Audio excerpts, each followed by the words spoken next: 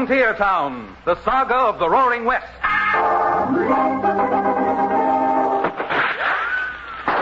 Frontier Town. El Paso, Cheyenne, Calgary, Tombstone.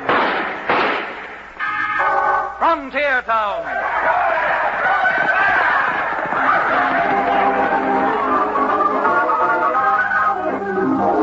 Here is the adventurous story of the early West, the tamed and the untamed. From the Pecos to Powder River, Dodge City to Poker Flat. These are the towns they fought to live in and lived to fight for.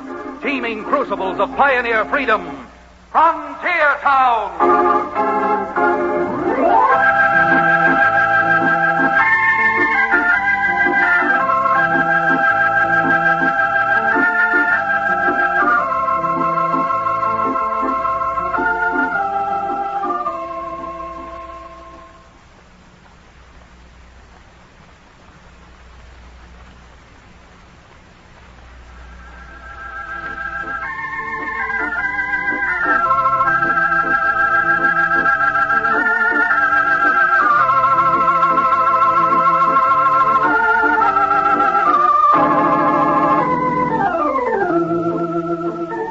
Howdy.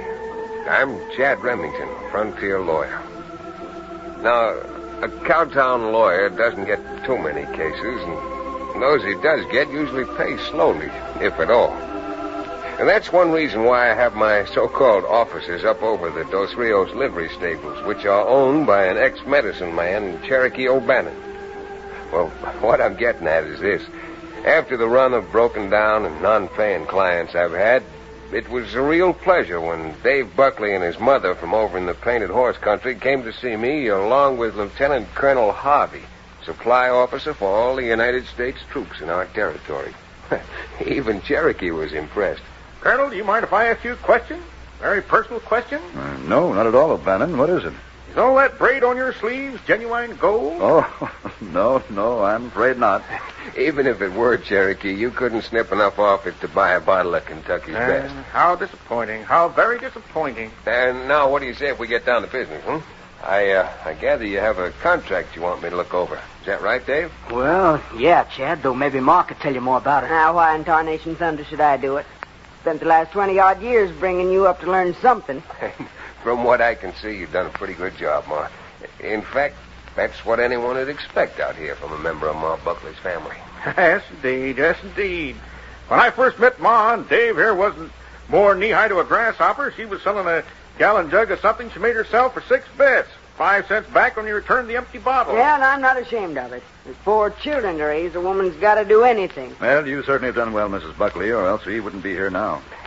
Not meaning to seem inquisitive, but would someone be good enough to tell me just what the nature of this contract is you want me to look over? Well, the long and short of it's just this, Chad. We're entering into a contract with the Army to supply them with beef. And the contract runs 3 years. Well, I'd say that's a great deal, providing the price is all right. Well, the price is more than fair, Remington. Yeah, Chad, we got no complaint at all on the price. Now, the only catch in the whole blasted contract is the money we lose if we don't deliver the cattle. Oh, that's normal, Ma. The government usually puts some forfeiture clause in any contract to cover non-delivery. Is there a schedule in the contract? How many head are you supposed to deliver and at what times? They're supposed to deliver 1,000 head at once and then 50 head every 2 weeks for the remainder of the 3 years. Say, this is big business. Where are you hoping to get all that cattle, Ma? Oh, that's Dave's job. Starting him out in business for himself here with the first 1,000 head. We'll get the cattle, Chad. I got that pretty well arranged now. With Ma's help, of course. All right. I guess you better let me have the contract. Yes, here you are, Remington. It's in quadruplicate. Well, Chad, pursuing that legal document, Ma, tell me one thing. You still got that recipe for that wild panther juice you used to make? Oh, you old reprobate, you. I'll tell you what I'll do with you, O'Bannon. What's that, Ma? I'll trade you my recipe for drinking liquor if you'll give me your recipe for that rattlesnake oil you used to peddle. Ma'am, you're asking the impossible. I got that recipe from an old Indian. On my sacred pledge never to reveal it. An old Indian? What old Indian? Why, Sitting Bull, of course. Because that formula is 95% bull, and if you have the misfortune to drink any of it, you'll spend the next week sitting down. That's just what I thought. You old fake. What about that contract, Chad? Is it all right? Yeah, it certainly seems to be, Dave. Except I must warn you that if you fail to meet any of these delivery dates, not only does the contract expire, but you forfeit $10,000. And $10,000 is a whale of a lot of money. Now, we'll do the worrying about that, Chad. If we can't raise it, then that'll be something for Uncle Sam to worry about.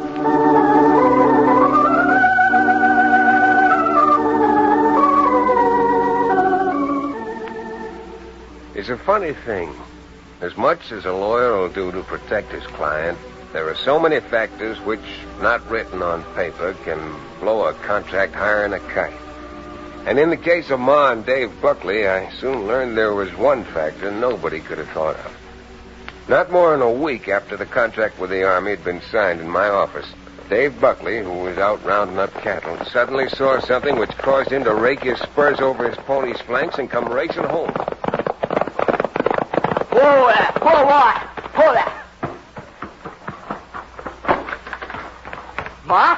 Ma, where are you? What in all get out happened to you, David? Pack rat, get down your boot top? Ma, this is awful. Awful. I was just riding up over Bald Hill, and what do you think I saw coming through that pass down below? Now, how in blazes should I know what you saw? Sheep. That's what I saw. Sheep. Thousands of the filthy gray critters. Sheep? Are coming here? They must be coming in here. They're heading right this way. They ain't coming in here, Davy boy. They got no right to trail their sheep through cattle country. What can we do? It is open range. Yeah, well, it's going to be closed range then. We're going to close it with every shotgun, rifle, and six-gun we can lay hand to. Ma, we can't. We can't take the law into our own hands. We can't, eh? Well, we got the law on our hands right now. We got that dad-blasted contract we signed with the Army, and that's law, too. Them sheep come through here and eat off our feed, we'll lose everything we've got. Everything I've worked more than 30 years for. Well, you do what you want. For me, I'm sending a telegram to Chad Remington. I'm not going to be shot down or see my neighbors shot down just because of a lot of no-good, double-dealing sheep herders.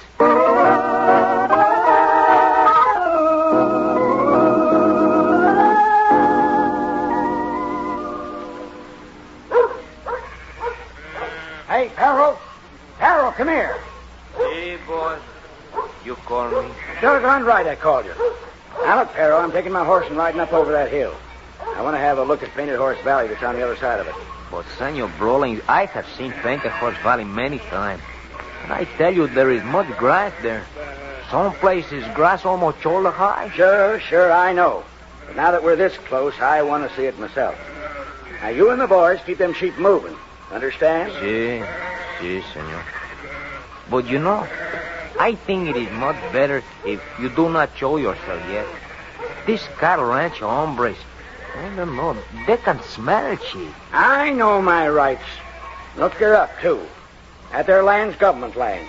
And we don't have to take nothing from any cattle ranchers. Si, senor, si, but maybe you make the trouble. Well, ain't that too bad. Now, look, Harold.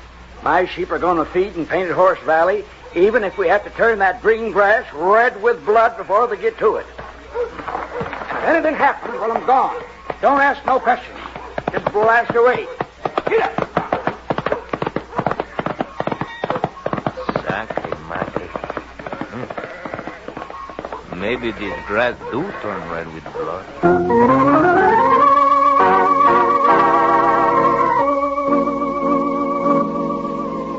Now, hold on, Ma. The way you're talking, you'll have Painted Horse Valley up in arms and a range war started before sunup. You doggone dad blame right I will. No moth-eating mangy sheep herders are driving sheep across my land. Don't you see, Chad? If they just ate the grass, it would be bad enough. But sheep have sharp hooves that dig up the roots, and it'll take years before it grows again. Chad, isn't there something we can do without going for our guns? If your neighbors feel like your mother does, Dave, I'm afraid not. But if you'll give me a chance to go out and talk to the man who owns the sheep, well, there's just a possibility we might be able to come to terms. Terms? A lot of good talking's going to do. Ma, you've worked 30 years, you said, to get to the point you're at today. Now you're almost on Easy Street with a contract with the government. If you start flying off the handle and throwing lead, well, you know what I mean, Ma. The only reason I worked at all was so I could leave you something when I'm not here no more. Now, all you'll leave, Davy, if you try shooting it out, probably is a memory of his mother. Doggone it, Ma. Let me go out and talk to this man. Well, but just once. Not going to have no going back and forth. Going back and forth. What's the man's name? This Sheep herder fella, I mean. Well, we hear his name is Brawling. Woolly Brawling, they call him. And they say he's got a flock of 4,000 sheep he's driven clear from Arkansas. Well, come on, Cherokee. Let's go out and see if we can chew the fat with Mr. Brawling. Maybe pull the Buckley's fat out of the fire at the same time.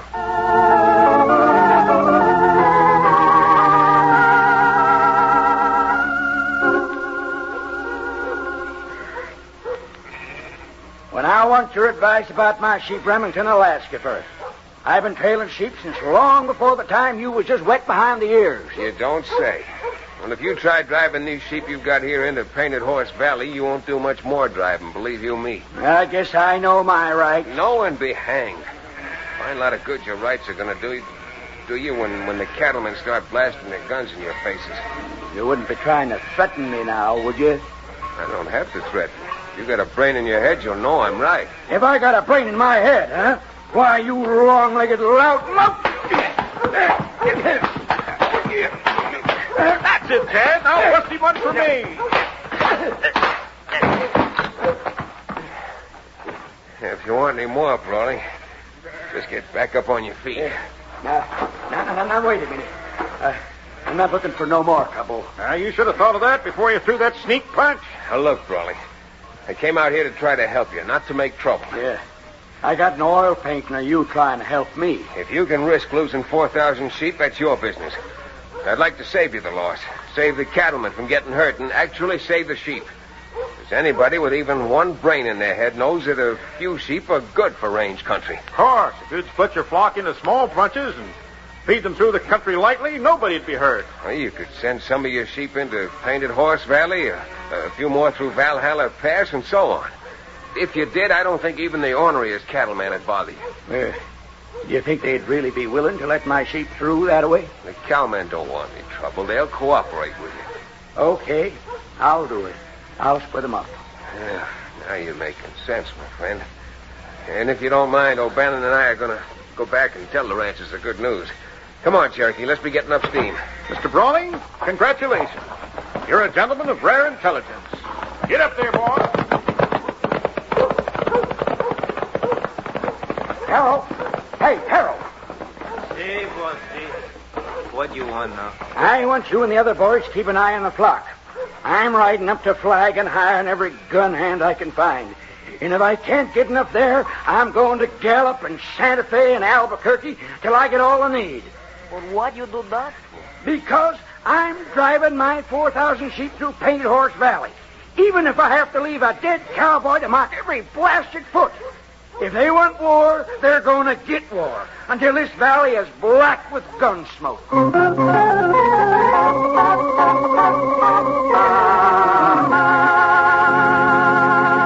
We'll return to the second act of All Trails Lead to Trouble, our exciting frontier town adventure, in just a few moments.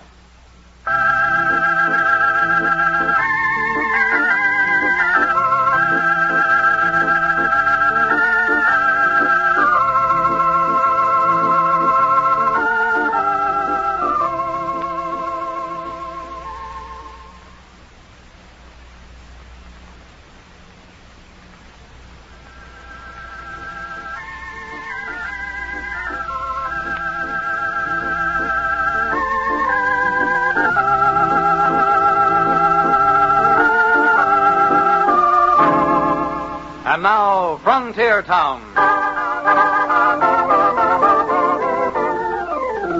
Well, not knowing then what Willie Brawling planned, I went back to the Buckleys and asked Ma and Dave to see if they could arrange a meeting with all the ranchers in the vicinity. Figuring that if I could get them all together at once, I'd have a fair to middling chance of convincing them of what I thought I'd convinced the sheepman of. Ma, of course, was reluctant to waste any time palavering, as she termed it. But she finally gave in, and a meeting was arranged for the following afternoon. The meeting was chaired by Amos Churchill, the president of the local Cattlemen's Association. All right, boys, quiet down, quiet down. I'll be blasted if I'm going to quiet down, Amos. I admit that I asked Remington to come up here. Or at least my son did. But enough's enough. He ain't making no bargains with no sheep herders for me. Well, then, what was the idea of calling this here meeting? Because I ain't no sheep herder. And I ain't no lawyer. Now, don't say things behind folks' back. Chad said he wanted to put his proposition up to all of you. Well, I give him the chance. Now that you've heard him, I'm telling you how I feel. Ma, you got no right to do this. I got an interest in that contract just like you have. Sure, you got plenty of rights, Davy. And as your mother, I got the right to turn you over my knee and warp the daylights out of you for talking about things you don't know about. Neighbors, this is our range. It's up to us to keep it. If anyone tries to run any sheep across it, we doggone well better be out there proving it's our range. In other words, Ma, you're insisting that the public lands are yours exclusively? How can you be so short-sighted? Don't you see if you persist in this ridiculous and selfish notion, you'll live to regret it? If you live at all? Remington, you're out of order. Now you get off the platform and sit down. Oh, I've seen selfish men like you precipitate range wars before.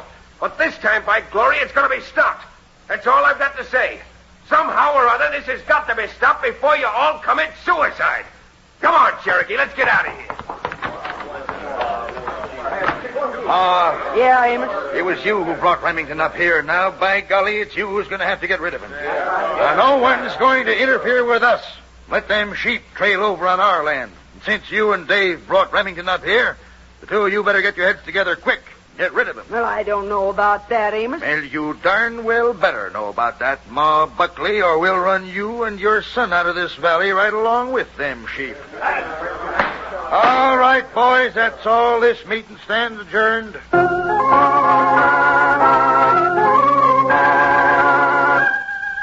Well, I certainly talk tough and positive, but you can take it from me, it was sheer bluff. How anyone could stop those stockmen from waging their age-old battle with the sheep herders is something even a Cowtown lawyer didn't know. However, my pessimism changed to optimism later that afternoon when young Dave Buckley rousted me out and told me Ma wanted to see me out at their place that evening. It certainly sounded as if the old matriarch was either going to capitulate or compromise somehow or other. But knowing that no case is won until the jury's back in the courtroom, my son Cherokee heels over leather on an errand. And like the doomed man, I had the proverbial big meal at the Merchants and Drovers Hotel before riding out for my somewhat mysterious meeting with Ma Buckley. And the moon was a thin, golden scimitar in the sky as I pulled up at the ranch house. It was a perfect evening, except for the faint smell of sheep on the wind. Oh, boy. Oh, no.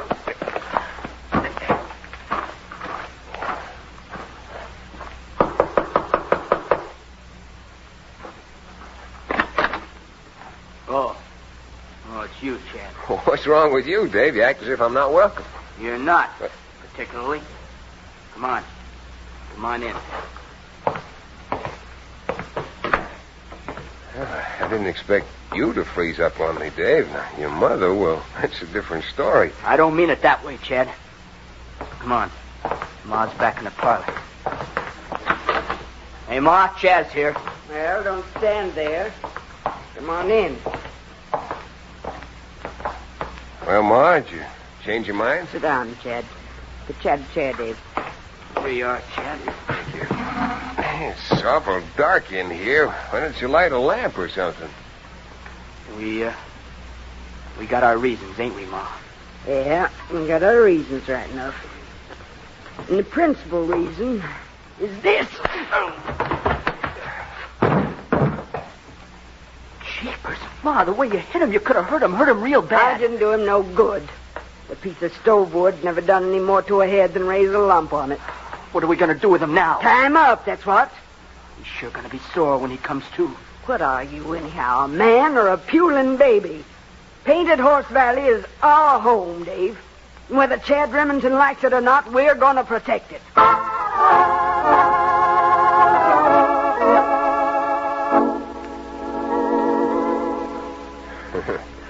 Nice people, my clients. But knowing Ma Buckley, how hard she'd worked all her days, how much she wanted to leave something to Dave so he wouldn't have to go through the agony and grief which had marked her life, I can't be too bitter. Although at the time I was bitter almost to the point of hatred. Maybe, as Ma said, a piece of stove wood never did any permanent harm, but it laid me out cold for hours. While I was still vaguely drifting around on some distant cloud, Cherokee returned from the errand I'd sent him on. Unable to locate me, he headed from town out to the Buckley's place, pounding up dust along the trail. Chad certainly must be talking his fool head off. He's out to Buckley's this long. More than 3 hours. Get up there. Keep moving. Wait a minute. Slow down. Whoa. There's someone coming. Hello there. Mind if I... Well, it's Ma and Dave Buckley. Who's that? Who's there? Me, Cherokee O'Bannon. What are you doing out this time of night, O'Bannon? Well, I might ask you two the same question. But at the same time, I'm out looking for Chad. Where is he now? Chad? Why... How should we know where he is? Well, he had an appointment out at your place at 10 o'clock, didn't he? Yeah, sure, but he didn't stay more than 10 minutes, did he, Ma? That was 10 minutes too long. It's a good thing we run into you, O'Bannon. Saved you a long ride. Go back to town now. Yes, if he's not out at your place, we might as well. What have you got there? A whole arsenal? You're both armed to the teeth. If I was you, O'Bannon, I wouldn't ask so many questions. My blazes, I wager I know what you're up to. Despite all Chad's done to try to save you, you're out trying to start a fight with them sheep men, aren't you? You're too smart for your own good, O'Bannon. Come on. You coming along with us. Now, just a minute, madam. Dave, take his gun. Sure, Ma, I'll get it. Get up there, you! Ma, he's getting away! He won't get far. I'll knock that poor flesh and medicine man right off. Ma, don't let go of that rifle there, David. God, blasted, Ma, it's bad enough going out to shoot sheep herders without shooting a friend behind his back. Yeah. That's better. Yeah. I guess you're right at that. I was just afraid he'd find Chad. Out in the barn? Fine chance, tied up and all covered with hay. Come on, Ma. Mr. Churchill and the others will be waiting for us. If we're going to catch them sheepmen napping, we're going to have to do it before sunup.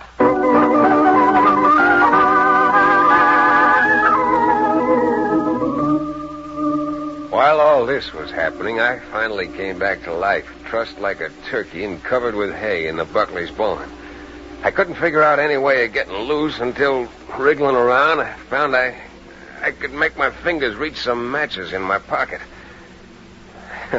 I guess I got the idea from something I'd read, but I figured if I could strike a match or two and hold the flame under my ropes, I could burn them loose. And I managed to get hold of 3 matches. I struck one, held it just under my left wrist, and the next thing I knew, the hay was on fire. Smart lawyer, hey? Trussed up like a suckling pig on a barbecue and just about as hot. I thrashed around, tried everything I could, but the only thing I succeeded in doing was spreading the flames. Well, my goose was cooked, and so was I when the barn door opened and Cherokee rushed in. Chad, you in here? Cherokee, get out that bowie knife of yours. Come on, I'm tied up. You're almost burned up. Come on, young fella. We've got to get out of here.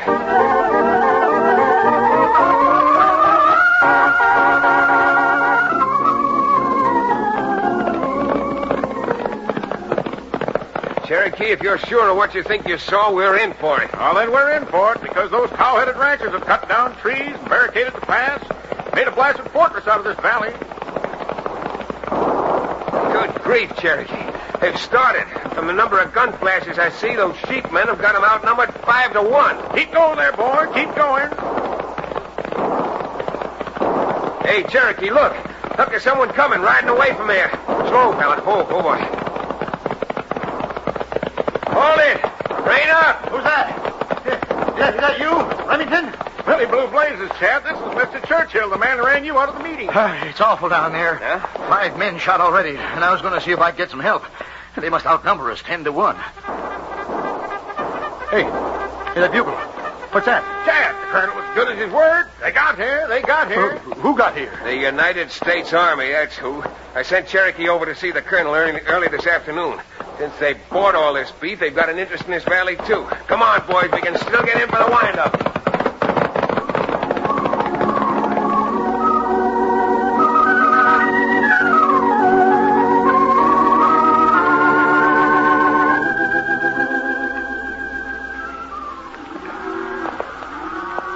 Chad, I Guess there's no way of rightly telling you how I feel over what we done to you after all you done for us. You don't have to apologize, Ma. Just so long as you've learned your lesson that the West and the open range doesn't all belong to you. I think most of Ma's honoriness leaked out through the hole that sheep herder's bullet put through her arm, huh, Ma? Yeah, sure ain't got my back up now. Then, madam, may Dr. O'Bannon prescribe a dose of his genuine Cherokee Indian rattlesnake oil taken just before meals? Just so happens that I have a bottle with me. And I'll be very happy to sell you at a reduced price, a genuine bargain. Pay cash for that hogwash? No, but I'll tell you what I'll do. So happens that I just have one bottle of that stuff I used to make, and I'll trade you. Trade for that stuff? Not in your tin tie. What's happened to you, Cherokee, turning down a deal like that? Well, I'll tell you, Chad.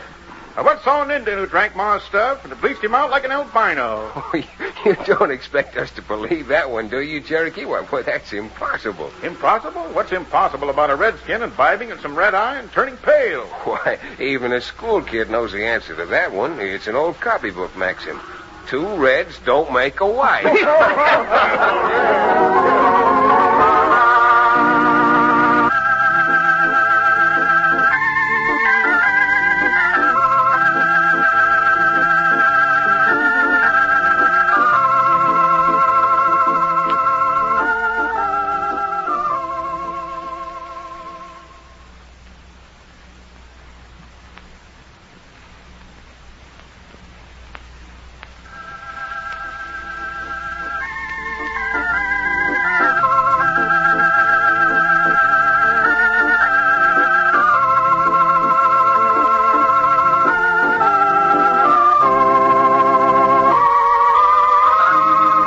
Frontier Town, starring Tex Chandler and featuring Wade Crosby, is a Bruce Ells production. Story and direction by Paul Franklin. Music written and played by Ivan Ditmars. Be sure to be with us again same time next week for another fine action-adventure story with your favorite young Western star, Tex Chandler. And now this is Bill Foreman telling you that Frontier Town came to you from Hollywood.